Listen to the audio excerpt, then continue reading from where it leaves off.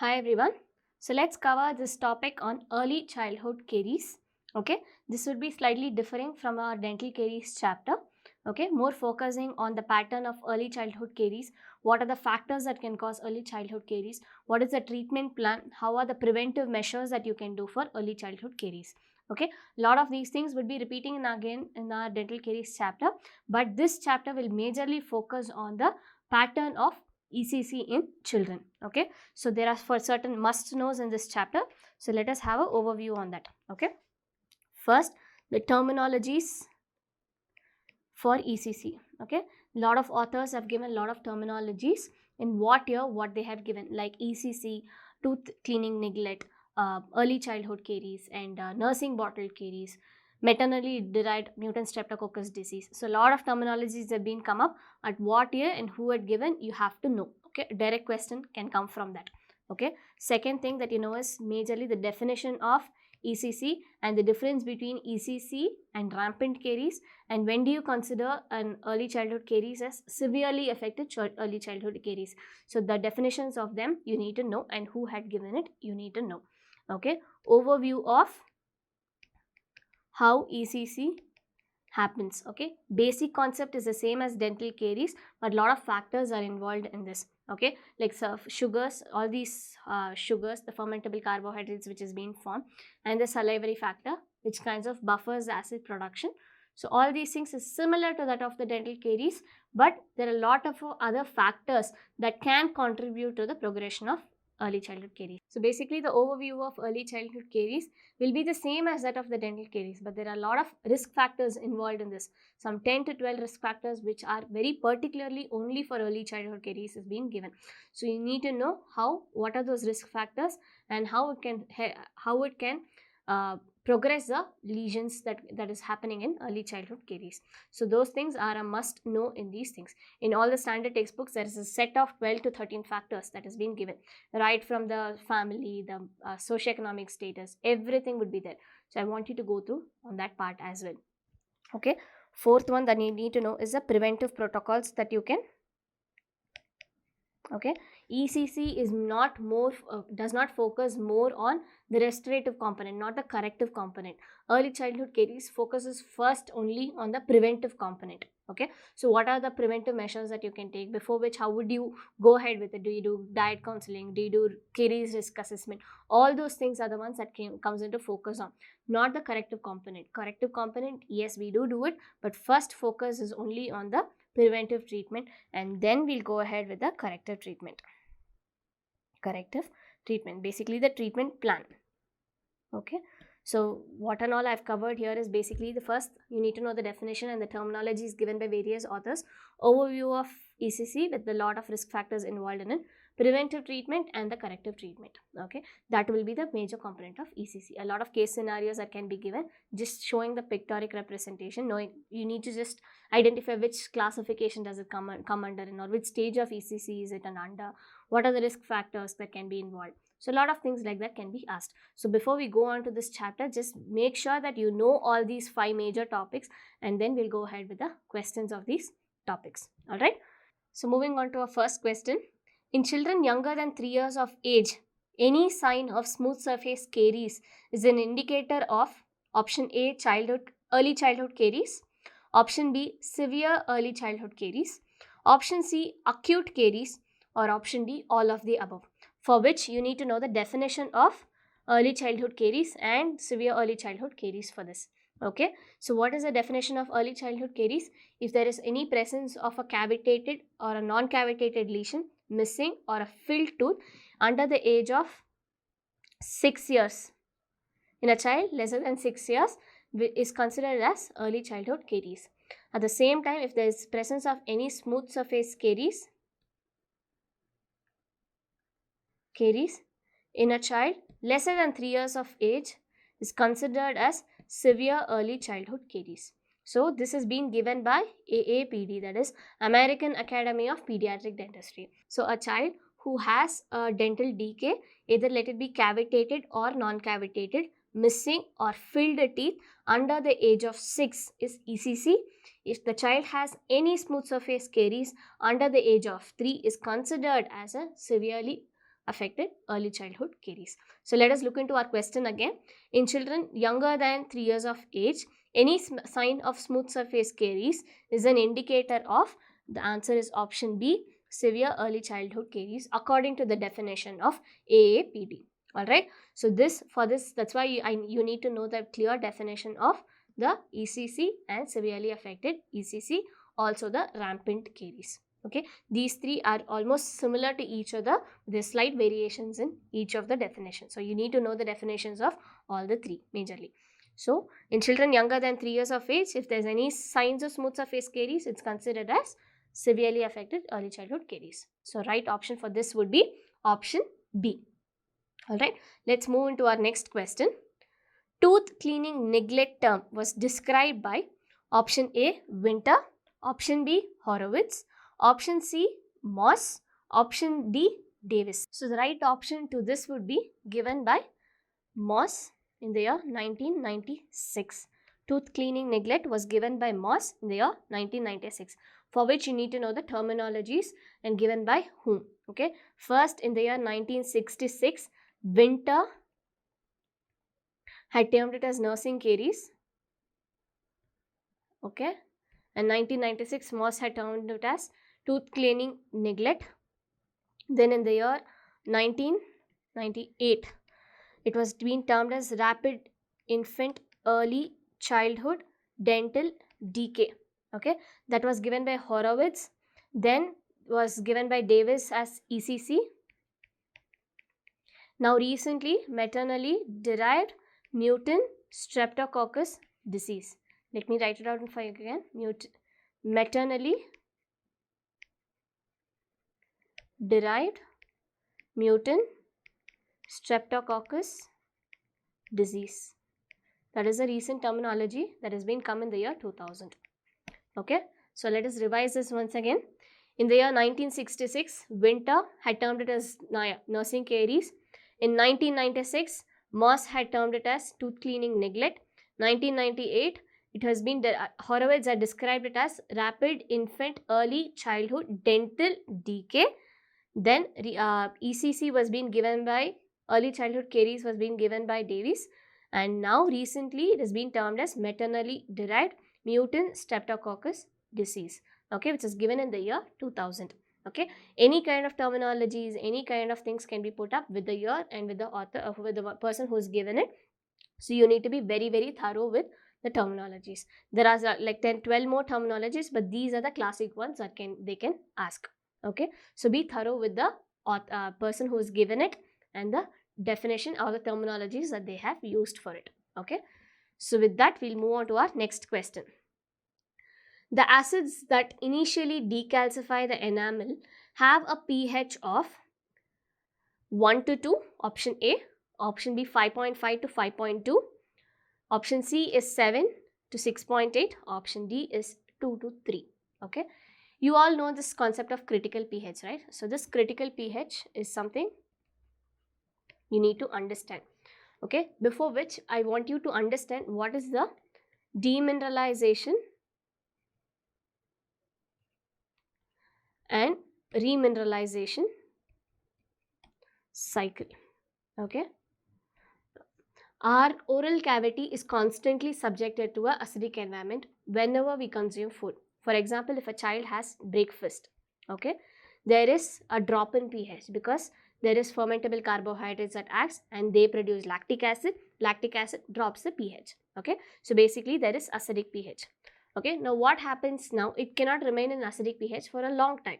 Okay, there is saliva in our mouth which by its buffering capacity will try to maintain this pH. Okay, so that initial drop in pH after consuming food is going to take some time to build it up to our neutral pH.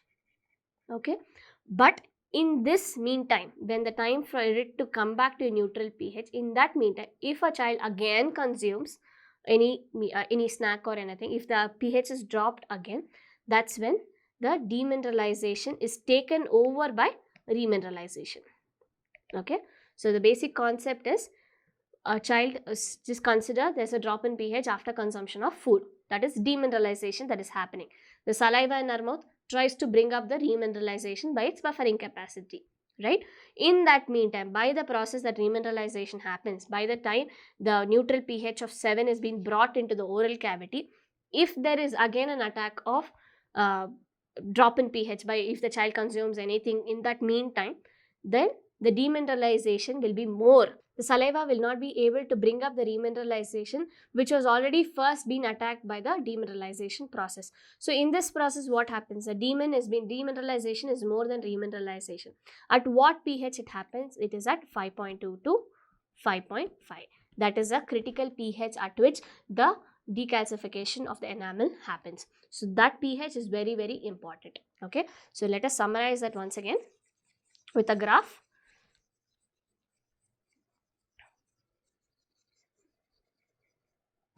Okay, so consider a child, there is a neutral pH from here. Okay, once there is breakfast, just consider the child is having breakfast there. So there is a drop in pH. All right, the pH goes to 2 or 3. Okay, with the here the demineralization is happening. Okay, but by natural mechanism, the saliva acts on this and brings it back by its buffering capacity. It brings it back to neutral pH again. But in this meantime, by the time this happens, if there is another attack of acidic environment, if the child consumes anything in between, then there is again a drop. Before it even attains this, there is again a drop. This drop pH will be 5.2 to 5.5. And there is definite decalcification. When the teeth is not able to take it up the remineralization further with the saliva, which has already been not happening with the first attack, that's when decalcification happens. Okay, when the demineralization takes over than the remineralization procedure. So this pH will be very this is a pH when there is lot of decalcification that can happen in that area. That is why critical pH is very important. Now, where do you put this critical pH in our day-to-day scenario? We've seen a lot of times, we tell the parent that do not give a lot of snacking in between the meals. This is the reason why we do tell, especially when they already have a caries pattern that is happening, or early childhood caries pattern, or any form of caries pattern that is happening in the child's mouth. Let's say the child starts having a meal around 12 o'clock. Okay, so 12 o'clock he has one meal. Okay, for the time for the salivary buffering capacity, it's going to happen is around 30 minutes to 60 minutes to bring it back to normal pH. But if the child, so next meal would be preferable is around 2 o'clock or 3 o'clock. So there's a time gap that is required at that time. But in that meantime, if the child has something in a snack between the meals, there's a drop of pH again. That's when the critical pH happens, and that's when there is breakdown of enamel, where there is demineralization. The ions from the hydroxyapatite crystals are lost, and that thus results in cavity progression. Okay, so let us move into our question. The acid that initially decalcify the enamel has a pH of option B 5.2 to 5.5, which is a critical pH. Okay, just understand it as a basic term. Okay, apply this critical pH in a day-to-day scenario, and then you will understand it better. There are a lot of mechanism that happens. There is constant demineralization and remineralization that happens in our mouth. It's not just like always there is a environment of remineralization that can happen in our mouth. Constant cycle is always happening, but once the pH drops down, once the when the tooth is not able to take up remineralization, that's when this cavity progression starts. So that pH would be 5.2 to 5.5, which is a critical pH. Very important concept that you need to know. This is a very direct question, but the concept of critical pH can be asked in various types of questions as well. So use and answer the question. Okay, think twice before you answer the question. Okay, use this concept. They can ask in various ways as well. So use that concept very well. Okay, know this concept very well. All right, in all the these will be the basics of any dental caries chapter. Okay, how does the remineralization, demineralization happens? What is the role of saliva? What are the ions that can help in the remineralization from the saliva? And how does the cycle get hampered because of this? All right, so this you really have to know. Okay, moving on to our next question. What is the name for the form of caries which is rapidly progressing? Is it option A, rampant caries? Is it option B, nursing bottle caries? Is it acute dental caries or early childhood caries? Okay, This is very clear cut. Rapidly progressing caries will be rampant caries. Nursing and the early childhood caries are the same, and acute dental caries, no. So rapidly progressing caries will be a rampant caries. Okay. Rampant caries is defined as suddenly appearing, widespread, rapidly burrowing type of caries, resulting in early involvement of pulp, affecting those teeth that are regarded as immune to tooth decay. So this is a major difference for a early childhood decay and a rampant caries. Early childhood decay, like when you see this definition, no, these are widespread. They rapidly progress, burrowing type of cavities. They do not have a specific pattern in this. Okay, where there is early involvement of pulp. Let it be the lower molars, even the lower anteriors are getting affected with this kind of cavity pattern. Okay, and which also affects the teeth that are regarded as which has high immunity towards tooth decay. Even those teeth gets affected in rampant caries. Okay, this can maybe because of any xerostomy condition, a lot of conditions that can happen in this. Okay, so there is a clear difference between ECC and rampant caries. ECC has a specific pattern, whereas rampant caries does not have specific pattern. When you see a child with this kind of cavity pattern, when all the teeth have got affected, including the lower central incisors, it is a very clear cut pattern of rampant caries, not ECC. Okay, let's see the pattern of how ECC happens, and let's see how rampant caries can also happen. Okay, looking at the difference here, nursing caries, this is a specific form of rampant caries, whereas rampant caries, like we saw the definition, it's an acute widespread caries with early involvement of teeth which are usually immune to decay. That is a major difference between an ECC and a rampant caries. Age of occurrence, usually in nursing caries it's infants and the toddlers. Age of occurrence of rampant caries, it is seen in all age kids. Even if you see a 7-year-old child, even if you see a 3-year-old child, any age this can happen. Okay, but it will be clear cut. You will be able to differentiate between ECC and rampant caries depending upon the pattern at which it goes. Okay, next is it affects both. Nursing caries majorly affects the primary dentition, whereas rampant caries affects both primary and the permanent dentition. All right, this nursing caries has a specific pattern that you see, like first the white spot lesion that happens, then the maxillary central incisors are involved, then the maxillary molars are involved, then the mandibular molars are involved. Rarely we can see in the mandibular central incisors.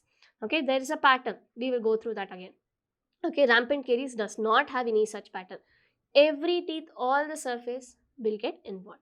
All right, then mandibular molars in nursing caries are usually not involved.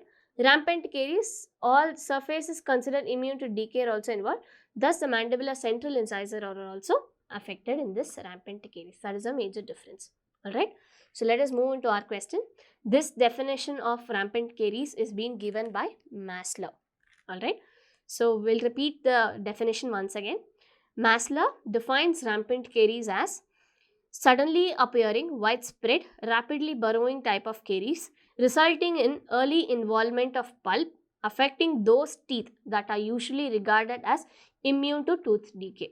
Alright, so we had seen the definition of ECC, we had seen the definition of rampant caries and severely affected early childhood caries as well. So these three things is a must know question. Alright, so let us move on to our next question. In the given picture, okay, what stage of ECC is this under? Okay, if you clearly see, there is involvement of, it is seen in the central incisors, that is a phi 1 and phi 2, you can see it very clearly affected with a dentinal involvement. Enamel is gone and it's gone to the, it's progressing towards the dentine, and you can see a flex of white spot lesion in the lateral incisors as well. So let's look into the stages of ECC that can happen. Okay, so stage 1 would be precavitated lesion. Basically, when there is white spots on the teeth, that is before the cavity progresses, there'll be white opaque spots. Okay, white opaque spots on the teeth. So that will be the stage 1 of ECC. Stage 2 will be when there is dental caries up to dentine. Okay, not just the enamel, just when there is cavity lesion which is involving the dentine, majorly in maxillary anteriors. Okay, So these three are the things. Dental caries involving dentine in maxillary anteriors will be stage 2. Stage 3, when there is deeper lesions involving pulp as well, and this happens usually in the molars as well. So from this stage till the molars, when there is progression and the carious lesions are involving pulp as well, and the pain is there and a lot of other symptoms persist, it is stage 3. Stage 4 is traumatic, that is when there is loss of teeth almost, when there is grossly decayed teeth and the anteriors become non-vital when after involvement of pulp. So that stage will be 4th stage. So let us have a look at this picture. Okay, so you can find clear cavities in the central incisors, that is 5-1 and 5-2, with dentin involvement only, enamel and the dentin. So this stage would be for stage 2. Answer to this question would be stage 2. Let us revise this again. Stage 1 would be just white spot lesion or precavitated lesions. Stage 2 will be dental caries involving the dentine, okay, majorly seen in maxillary central incisors and the lateral incisors, the anteriors majorly. Third one is the deeper lesions involving the pulp causing a lot of pain, which where even the molars have also got involved. Stage 4 is traumatic, when the tooth becomes non-vital completely. Let it be grossly decayed teeth with respect to the posteriors, and with anteriors it has become completely non-vital. Alright. So these are the 4 stages of ECC. Okay, there's a difference between stages of ECC and there's a difference between classification of ECC. Mild, moderate, severe is different. This is stages of ECC. Okay, so answer to this question will be stage 2, where there is involvement of dental caries only in the dentine. Okay.